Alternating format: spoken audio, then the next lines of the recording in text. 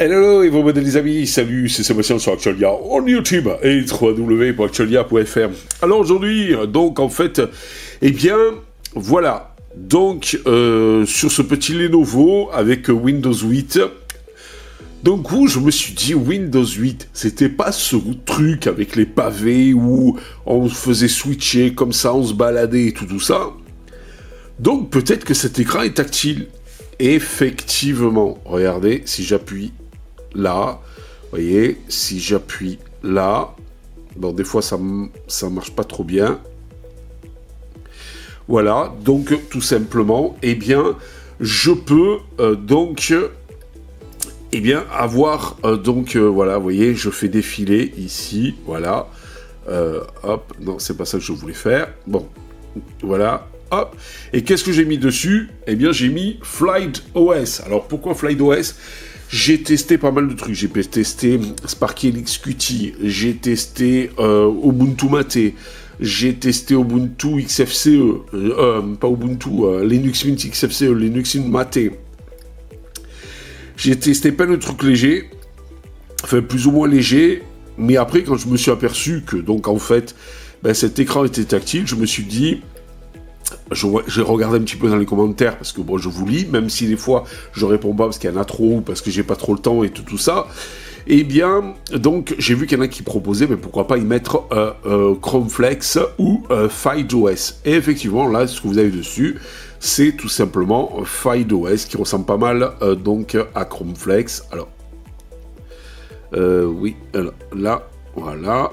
Alors des fois, le tactile, voilà, ne répond pas trop comme il faut. Je me suis dit, en plus, cet écran tactile, il faut dire ce qu'il y a ici, vous avez le touchpad qui est assez petit, donc valait mieux donc avoir un OS qui gère bien l'écran tactile. Alors, FlightOS, vous avez donc, c'est basé sur Chromium, c'est-à-dire ici, voilà, vous avez, si je vais là, oui, voilà. Donc, à propos, vous voyez, c'est Chromium que vous avez dessus. Alors, c'est moyennement réactif. Par exemple, si je le lance, oui, voilà, j'ai réussi. Et que je vais aller sur un monsieur YouTube. Alors bon. Voilà, vous voyez, donc, même là, bon, même si c'est un peu plus réactif que tous les Linux que j'ai pu bien lui mettre, donc, eh bien, c'est celui qui est plus ou moins le plus réactif. Vous voyez, ça met un certain temps pour reprendre les pages et tout ça, etc. C'est pas aussi top que l'on voudrait, voilà, l'avoir, voilà, tout simplement. Par contre, après... si jamais ben, je vais là-dessus, je lis une vidéo, bien sûr en 360p. Alors, ça va arriver. Ça fait longtemps que j'étais pas allé sur un PC aussi lent. Non mais, vous allez me forcer à le redire, mais l'immigration est une bénédiction. Alors, après, le truc, c'est que il faut... normalement, je pense qu'il faut y mettre du cache comme j'avais fait sur l'ancien PC là, de mon pote. Le vieux PC de mon pote, je pense qu'il faut y mettre du cache dans Chromium, pour donc qu'il télécharge beaucoup plus rapidement les pages et tout ça, etc. Sinon, vous voyez... oui. Il a planté ou quoi? Ben non, pourtant j'ai... Alors... Le tactile n'est des fois pas donc si évident que ça. Alors, il faut dire, moi je suis pas très... des fois aussi... Bon. Écoutez, voyons. Voilà.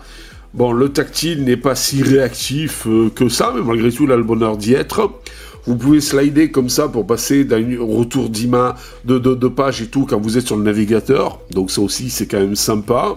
Alors, FlightOS, ce qui est sympa, c'est que bon, vous n'avez pas le dernier Android dessus. Vous avez un Android 9. Alors ça, c'est dommage parce que vous n'avez pas tous les logiciels. Et FileOS c'est sympa aussi parce que vous avez la possibilité aussi d'avoir l'environnement Linux comme sur Chrome OS et donc la surcouche Android, c'est une surcouche Android AE, donc avec seulement donc la version 9 de chez Monsieur Android.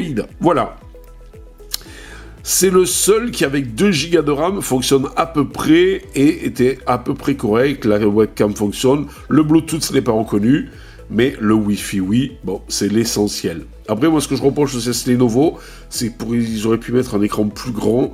Parce que là et là, c'est vachement épais, je trouve. Et même là, en bas, c'est vachement épais. Bon, c'était l'époque...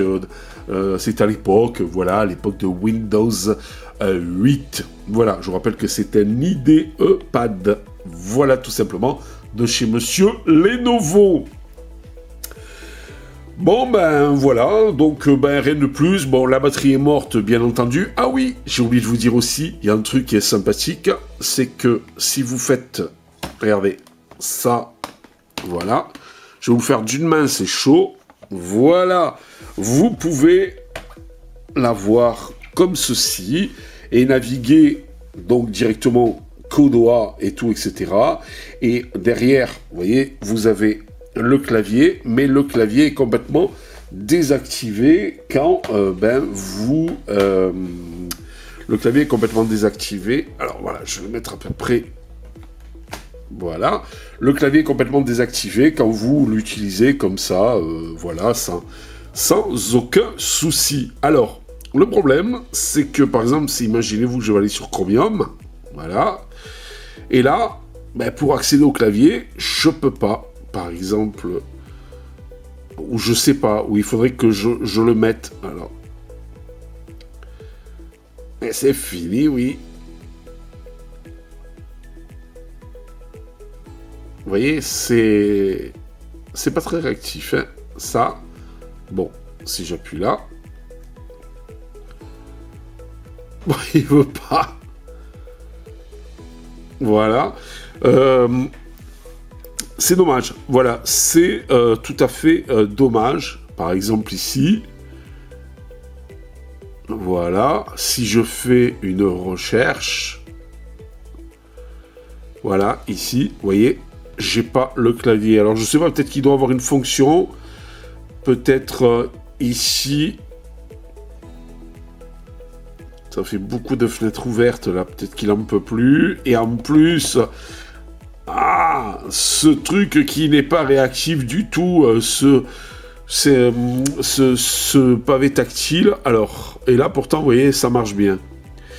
Alors, est-ce que... Ah, clavier... Voilà, peut-être que là, en mode saisie, il faudrait que... je sais pas, paramètres de saisie, raccourci... Bon, il faudrait que je m'y cantonne un petit peu plus pour pouvoir... Je pense qu'il y a une possibilité par là d'avoir le clavier pour pouvoir le faire apparaître. Vous voyez, pourtant... Vous voyez, regardez. Je l'appuie, hein. Ah, ça y est. Là aussi, hein. Bon, je vous avoue que c'est quand même une catastrophe, ce PC. Je pense qu'on ne peut rien y faire de vraiment très... Hop, vous voyez, et après, hop, vous le prenez comme ça, et vous le mettez en mode, donc ici, clavier. Et si je vais ici, vous voyez, je peux rechercher, vous voyez, ce que je veux sans aucun souci. Alors, c'est pas mal, je vous avoue franchement. Il est beau ce petit PC, j'aime bien, il est petit, il est mignon et tout, mais on peut... Vous voyez, c'est là où vous voyez les limites, malgré tout. On ne peut pas y en faire grand-chose. 2 Go de RAM. Alors, il y en a qui m'ont dit, ouais, ben Seb, mets un truc encore plus léger que l'XQT. Bon, je veux pas être méchant, mais je vois pas quoi, quand j'ai mis quand même une Debian en LXQT. Mais un truc en 32 bits. Bon, sachant que de moins en moins de logiciels existent en 32 et 64 bits. Je vous rappelle que c'est un processeur à l'intérieur, donc un i3 un Celeron, je veux dire, pas un i3, un Celeron 64 bits. Donc voilà, on peut pas y faire grand chose avec ce PC. Voilà. Je sais pas, donnez-moi des idées, qu'est-ce que je pourrais en faire, tout ça. J'attends vos idées et vos propositions. Toujours dans la joie et la bonne humeur, bien entendu. Allez, j'espère que vous avez aimé cette petite vidéo. Je vous dis à ciao pour une prochaine vidéo. Bye bye. Si vous avez aimé cette vidéo, abonnez-vous, mettez un pouce en l'air, et partagez cette vidéo, merci, cela fait toujours plaisir.